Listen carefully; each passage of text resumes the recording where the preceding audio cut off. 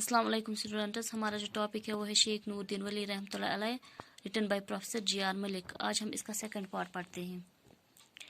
The sheikh exhibited an aesthetic tendency from his early childhood. जो शेख थे, शेख नूरुद्दीन वली रहमतुल्लाह अलैह थे, उनको बचपन से ही सूफी जैसी तबीयत थी, आबिदाना तबीयत थी उनकी। This continued even after his marriage with Ziyadat and the birth of a daughter Zondat and a son Haider Baba. उनकी जो ये सूफी तबीयत ये बरकरार रही तब तक जब तक कि उनकी शादी हुई और उनके 2 बच्चे भी हुए। जिनसे उनकी शादी हुई उनका नाम ज़ियादैत था और उनकी बेटी का नाम ज़ोनदैत था और बेटे का नाम हैदर बाबा था। At the prime of his youth he adopted A monastic way of life. जवानी की शुरुआत में ही उन्होंने मोनिस्टिक वे ऑफ लाइफ इख्तियार किया। मोनिस्टिक का मतलब होता है रिलीजियस, दरवेश जैसी ज़िंदगी उसने गुजारनी शुरू की। He entered a cave near Khaimu and according to legend spent 12 years there doing penance and purifying himself. वो एक खाइमू के नज़दीक एक गार में चले गए और कहानियों के मुताबिक उसने वहाँ पे 12 साल गुजारे।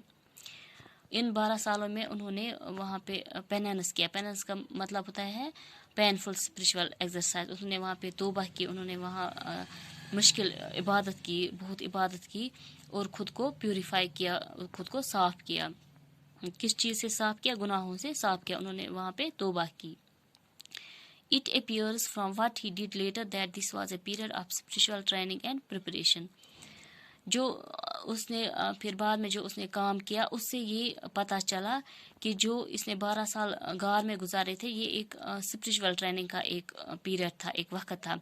स्पिरिचुअल ट्रेनिंग का मतलब होता है रूहानी तरबियत का एक वक्त था वो, और उसी की तैयारी चल रही थी रूहानियत की। When he finally left the cave, he had turned into a dedicated missionary.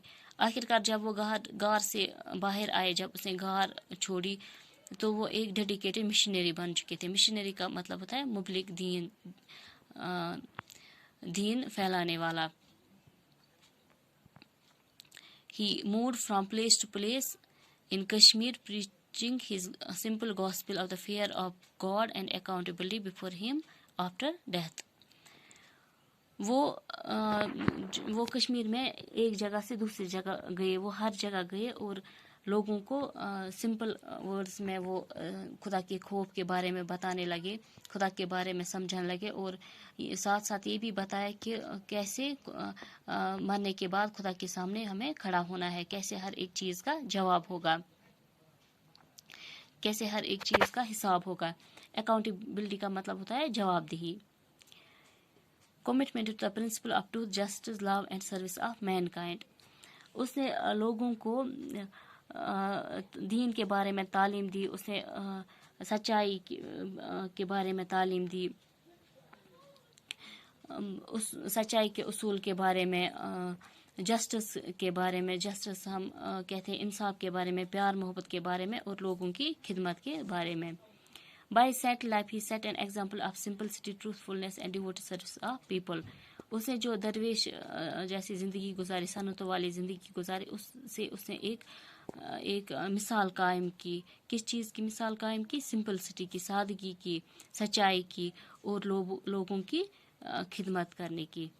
As a missionary, he taught us that a true saint is not one who escapes from life, but one who does the duties of life with honesty and humility.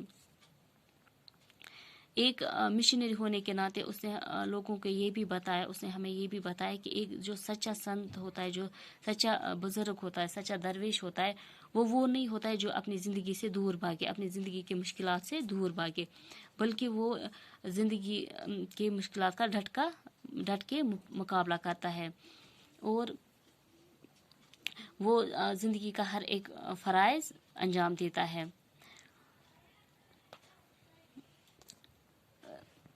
फ़राइज़ जो अंजाम देता है वो honesty से अंजाम देता है और ह्यूमिलिटी, ऑनेस्टी का मतलब होता है ईमानदारी से, ह्यूमिलिटी का मतलब होता है विदाउट प्राइड, गुरूर के बगैर।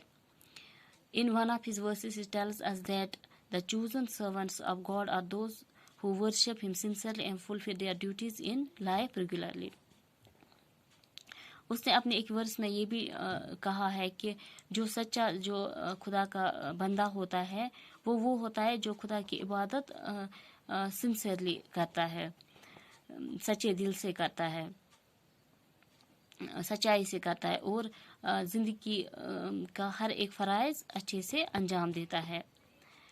دا شیخ اٹریکٹ ڈسپلنز ایوری ویئر، شیخ جس جگہ بھی جاتے تھے وہاں پہ اس کے ماننے والے بن جاتے تھے، جو بھی وہ بات کہتے تھے، جو بھی وہ دین سکھاتے خدا کے بارے میں کہتے تھے، لوگ اس بات کو سمجھتے تھے اور مانتے تھے، اس کے شاگرد ہر جگہ بنتے تھے۔ ڈسپلنز کا مطلب ہوتا ہے پیروکار، شاگرد، ماننے والا، چیلا بھی ہم کہہ سکتے ہیں۔ All of them were noble souls and lived lives of piety and in the service of their fellow beings۔